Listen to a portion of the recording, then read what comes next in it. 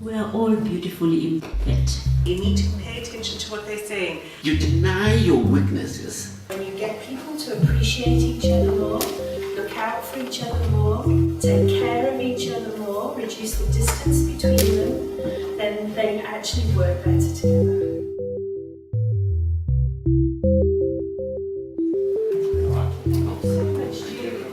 Excellent. We covered a few little bits at the first session this morning, so I'm going to keep my session nice and short and sweet. I hope that everyone's really enjoyed the programme that we put together. A nice mix of clinical, but also things for us as well. Self-care is really important, particularly in terms of when we're healthcare practitioners. So what I want to do is just tell you a little bit about Johnson's Healthcare. Who we are, where we came from. As Julian said, we had our 7th birthday, now we are 7, on the 1st of November. And we started on the 1st of November 2008, and I don't know if you remember, the global economy went over a cliff edge shortly afterwards. There is no better time to set up your own business just as the global economy goes down the drain. It sorts you out one way or the other. You either sink or you swim, basically. We started off with a team of 10 in 2008. We're now 32. In fact, I think it's 33. Yes, 33. So we have tripled the team in just that short period of time, which is really good. And what we managed to do was we managed to persuade Convatec to allow the employees in South Africa to set up and run their own business. So those of you who've known Convatec for many years, you'll remember they were part of Bristol Myers Squibb, the pharmaceutical company. So the initial team of Umzinzi was ex-employees of either Convatec or Bristol Myers Squibb, and we were the 4th country in which Convatec had supported employees to set up their own business. So they'd set up 2 businesses in Central and Eastern Europe when the Berlin Wall came down. The 3rd case was South America, and Southern Africa was the 4th case. So what they did was they really supported us. We have all the backup that we would have if we were a Convatec office. But the nice thing is we can decide how we run our own business, and we can decide what we do with the money that we make each year. So what we've managed to do is keep Convatec in the US and in Europe, and effectively we've created a relationship with them that means they don't get any directorships, no shares, and most importantly of all, they don't get any profits at the end of the year. So what we would love to do is put forward our business model for a way for multinationals to be present in South Africa in a much, much more responsible way. I don't know if you know, you hear all the time about the illicit outflows that are happening in South Africa. Our mineral resources leave South Africa, our precious commodities leave South Africa. Our profits also from the multinationals also leave South Africa. And what we're trying to do is create a business model that means that multinationals could be present in South Africa in a much more responsible way moving forward. As we said, we started in 2008, and what we're trying to do is create a business model that can be held in trust for all of the employees, 100%. Has anyone travelled to the UK at all? Anyone been over to the UK? If you go to the UK, you'll find a business called the John Lewis Partnership. They have department stores, you would think you were in Woolies, and they have Waitrose food shops. But 100 years ago, John Lewis donated the entire John Lewis business into trust for the employees, 100% ownership and 100% capital value. So we're actually the first company in South Africa to try and emulate what John Lewis did 100 years ago in the UK. He did it because there was a huge difference in the UK 100 years ago between the classes. So a very small number of people had everything, and a very large number of people had nothing, and couldn't actually save from month to month. Does that sound familiar? The world has not changed very much. So what John Lewis did was put that business model together to try and make things fairer between the classes. What we're doing in South Africa is we're running exactly the same experiment. It was a social experiment then. It's a social experiment now in terms of class, gender and race. So we're applying it over all of the challenges we have in South Africa. And guess what? When you get people to appreciate each other more, look out for each other more, take care of each other more, reduce the distance between them, then they actually work better together. And what you can start to do, we love being in wound care because it really runs in parallel in terms of the challenges of South Africa. If you think about it, South Africa is a wounded country. So the principles we follow in wound care should be the principles we're following nationally in terms of repairing the damage that's been done over years. We know how to heal things. We know that we don't just stick a dressing over the top of everything and hope for the best. We know that we have to get in there and we have to do the work and we have to find out what caused the problem and we have to learn how to make it right. So this business model is orientated around a model that actually looks at trying to solve some of those things. What you should notice that everyone you come into contact with Umsinzi has a purpose.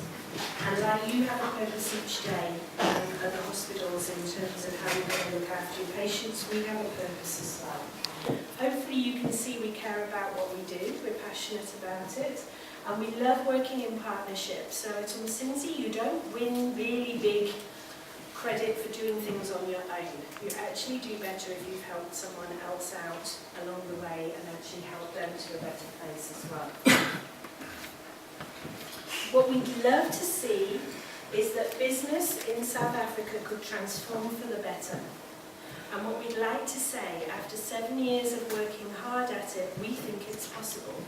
And we think it's possible in relatively short time frames as well. If everyone in the country actually got behind the notion of transformation and reconciliation and getting things fixed in South Africa, there's a lot you can do in a relatively short time frame. And we'd like to hope that we are proof of being able to do that. To take a team from 10 people to 32, 33 people. To actually have worked really, really hard in making the differences that we have in our group something to be celebrated and actually really appreciated is hard work in itself. But it is possible and we can do it. It's perfectly possible to do it. So what we focus on at Umsinzi, we look like we're a medical devices company.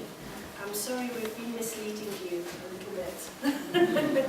Over the years, you know how Clark Kent goes into the phone box and he turns into Superman? You don't know who he is when he's working quietly in the newspaper room. We are a social experiment in job creation, social responsibility, and skills development. So we power ourselves by what we do for our day job. But secretly underneath, what we're trying to do is work out better ways of creating jobs, developing skills, and being socially responsible as a company.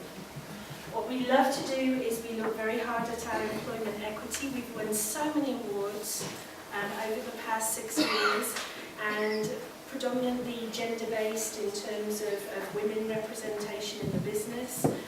We are a predominantly female-run business. We have amazing men who are very good in terms of really giving great opportunities to the ladies that are in the business. We make sure that within the company that we're as fair and we're as equal to everyone as we possibly can be. We love uplifting communities around us. We've done portable desks for rural community children for the last few years. This year we did a mobile clinic. I'm going to show you a little bit. I think it's the next slide or the one after. We love supporting small businesses where we possibly can. We've got a small business who borrows office space from us, anyone else who wants to come in and learn from us. We all started Umsinzi with no experience of running a business. So actually none of us had ever run a business before we set up Umsinzi. And it's hard work, hey? It's really hard work. And we actually think it's possible to be capitalist and responsible. Okay? And the reason for that is you cannot run this business model on no profitability. It's impossible. How do you create jobs? How do you, I think the BEE requirement for social responsibility each year is 1% of profit. We do 1% of turnover, which is actually 5 to 6 times the BEE requirement. And this year it was a mobile clinic for the Northern Cape Department of Health in collaboration with Northwest University. The last clinic was burned during protests, service delivery protests, and I hope you agree. I think we decorated this one so beautifully that we're really, really hoping that no one sees the possibilities of burning it. It's got an awning that comes out. We tried to make it as nice as possible, hey? And I think there's 3 primary care. We've done very well, actually. We've managed to get all the way through. We've got 3, I think it is, primary care nurses. So this is a predominantly primary care clinic that's actually going to be running around and looking after the community. Thank you, Anne, for bringing up Love Skin is our campaign. Convatec is secretly very jealous about it because they didn't think about it first. And what we had to do, we had to think of something that all the Convatec products do. What Convatec is very good at is products. And yet they never themselves thought about actually developing a message about what it was that all of the products actually do. So we sat down and we came up with it, and the local agency helped us. So we didn't use the global marketing. We actually don't use the global marketing. We use materials that are all developed locally by local agencies. And Love Skin is a totally South African concept and brand, basically. We try to persuade them every now and again to register it as a trademark, but you know what it's like when you're proud? And you can't quite admit that someone else did it. So we're letting them go through that stage, and you never know, they might come around eventually. If you go onto mcincyhealth.com, you'll see our website, and you'll see it's all dedicated to love and loving skin. So you can travel through the website, learn about skin, register as a healthcare professional if you ever need the clinical trials and the case studies. They're all scanned in there, and you can get hold of those as well. There's also a patients page as well, and lots of information about us and how we got ourselves together. Does everyone know what Omsinsi is? It's a very special tree.